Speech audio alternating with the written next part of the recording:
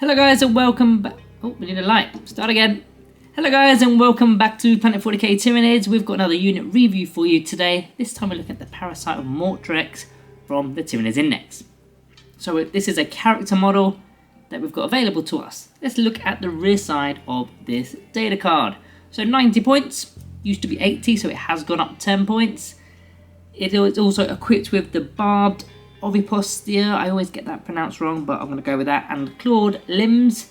Now the keywords are quite crucial here. It's an infantry character with fly.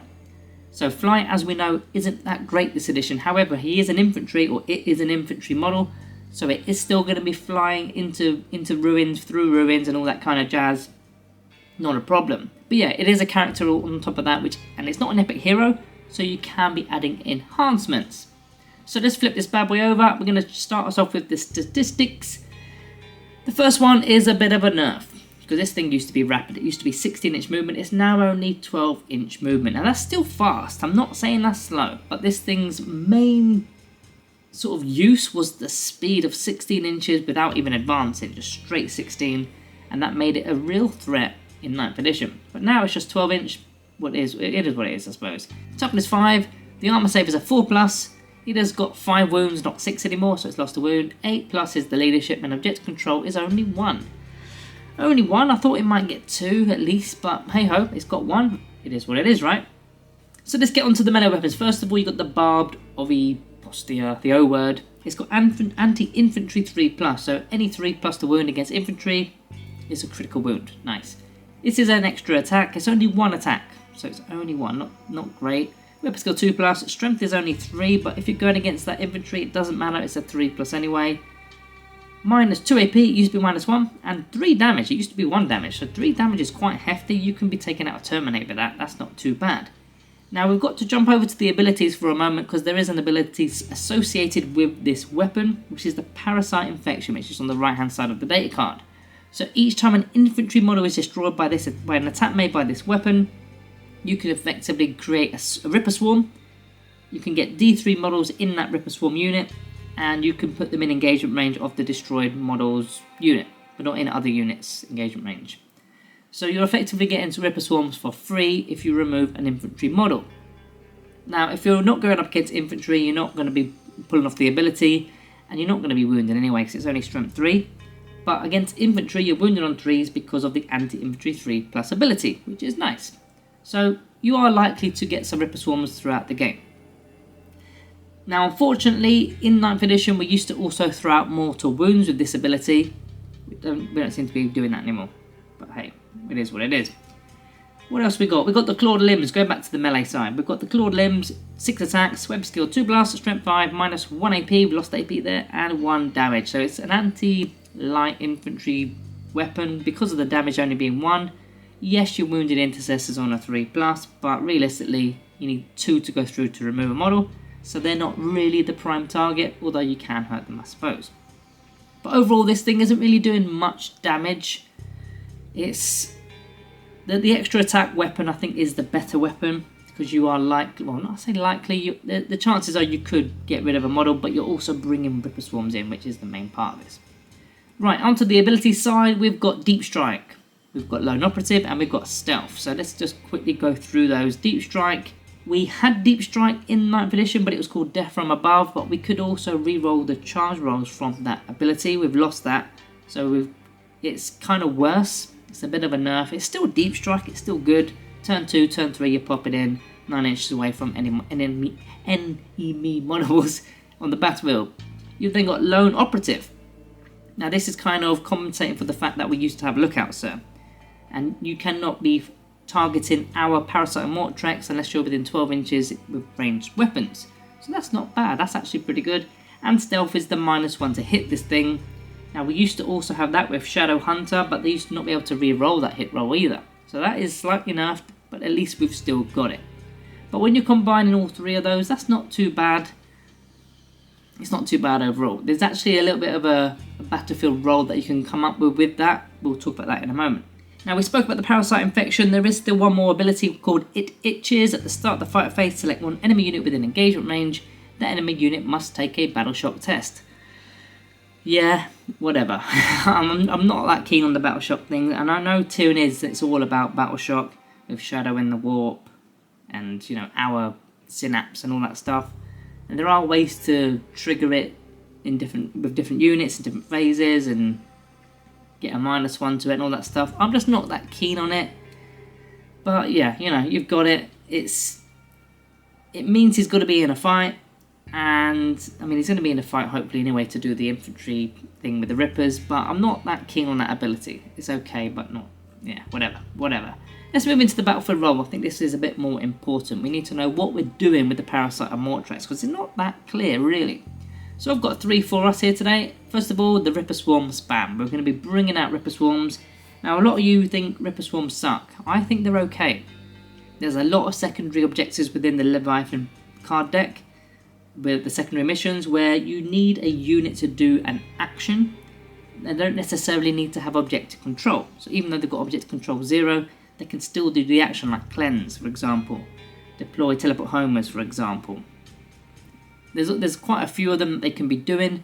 They're also going to be used for screening off and things like that. So there is a use to them. The second thing, I've got the Deep Strike bait. Now, what I mean by this is you come in around your melee monsters. Maybe it's your Carnifexes, maybe your Horus Vex, maybe it's your Swarm Lord. You come around there, knowing that your opponent cannot physically target this thing at range unless it's within 12. So you're baiting your opponent to come forward in order to target him. So if he's deep struck in and he's on an objective in the no man's land, like I said, it's forcing your opponent to come closer so that the Swarm Lord can go bang. There we go, happy days. I mean, in fact, it happened to me in my recent tournament. I was playing up against Tyranids, and this thing I had to come out to take this thing on because it held an objective, even though it had OC1, which was really annoying. I had to come out and fight a Swarm Lord. And the other thing, as we already mentioned, it's an action unit, similar to the Ripper Swarms, but this thing has OC, so it can also hold on to objectives on its own. Not likely to, but can do all sorts of different things relating to actions. So let's get on to some index synergy for the Parasite Mortrex. Start with the enhancements. Because it is a character and not an epic hero, it's got the option of the enhancements. Let's go through some of those. The first one is the Synaptic Linchpin. It doesn't have the synapse keyword, so it doesn't have synapse, but you can give it synapse and have a 9-inch synapse rather than a 6-inch with this enhancement. Not too bad. You've got the Adaptive Biology, which a few people like to use on bigger and better units like a Hive Tyrant, but you've got the option here of putting a 5+ for no pain save, and if you've lost any wounds it becomes a 4+. You've then got Alien Cunning, which a lot of people seem to like sticking on this kind of unit because you don't want to really be wasting this on a Hive Tyrant, but Alien Cunning is where you can redeploy up to 3 units after the deployment phase has actually been completed. So you can bait your opponent on one flank, pull up 3 units and move them somewhere completely different, maybe even in strategic reserves, and your opponent now can't do much about it. They're also, of course, synergizing with the Ripper Swarms, as their ability says, and the Ripper Swarms, we did briefly speak about what they are capable of, but they've also got the ability which is the Chitinous Horrors aura, so while an enemy unit is within engagement range of the Rippers, they half in their objective control characteristics of the models in that unit, to a minimum of 1, of course. So that can sway an objective, a primary objective marker, into your favour so that you're scoring the points in your command phase, or potentially your opponent is losing it for their command phase. So yeah, that's mainly the synergy that this thing's got. It's not got much synergy. The stratagems don't really relate to it too much. You can try to relate them, but I don't think they're suitable or suited for the Parasite Mortrex. So we're going to get into the pros and cons for the unit now. Start with the pros. It's got the character enhancements because it's not an epic hero. Again, you might want to be putting on the Alien Cunning enhancement if you wanted to. He's got the Deep Strike ability that makes him useful and a bit of a threat. You don't know where he's going to come in. He's got the defense abilities of Lone Operative and Stealth in particular. They go hand in hand quite nicely. You've got to get close to it in order to shoot at it, and then it's a -1 to hit as well, and then you've been baited out, which is quite good. You're creating free Ripper Swarms throughout the battlefield, or throughout the game even. And Ripper Swarms, how much are Ripper Swarms? I need to remind myself. Ripper Swarms are 35 points for 3. So you are only getting D3 of them. So you could get up to 35 points worth if you kill an infantry. It's not a mega amount, don't get me wrong. It's okay. and it will assist you, I suppose. And then you're also forcing Battle Shock with the It Itches ability. Some people do like that kind of stuff. As for the cons, it's not got a natural synapse unless you're putting the synaptic linchpin on him. You've got no invulnerable save. You've lost the fact that you've lost the mega speeds. It used to be 16 inches, it's now 12. That used to be a pretty decent threat. You've not got that anymore. He's got a poor damage output overall. Yes, he could remove a model with the anti-infantry extra attack ability, or attack weapon he's got. But he's not doing a lot. And if you were to compare Rippers, which is a unit that he can create, to the Biovore Spore Mines, then there is an argument, well, I would definitely say there's definitely an argument that the Spore Mines are better. The Biovore's cheaper, and the Spore Mines can do the exact same thing that the Ripper Swarms can do. Those actions that we spoke about, again, it could be cleansed. In fact, you're going to get you're going to get them further up the battlefield, because you can get them right back into the far corners, do investigate signal and things like that, whereas a Ripper Swarm has to literally get there, or the Parasite needs to be there in order to create them. Not only that, in fact, there's another point that I've not even put here. The Ripper Swarms, they're going to end up in engagement range of that enemy unit that you've removed an infantry from. They may never even leave that fight. They may just get killed, because unless they're falling back next turn, I suppose, but they may never actually leave that fight. And finally, you're competing with the Lictors, which is probably the biggest problem I've got. The Lictors, I believe, are tougher, they hit harder, they've got the infiltrate ability, and they're doing pretty much the same other things. They've got lone operative and stealth. Lictors have also got the precision ability on their weapons, so they can go after characters. So they're hitting much better than the Parasite does. The only downside to the Lictor is it's not as quick, but they're still moving okay. They're still moving 8 inches. That's not too bad, realistically. It's only 4 inches slower than the Parasite.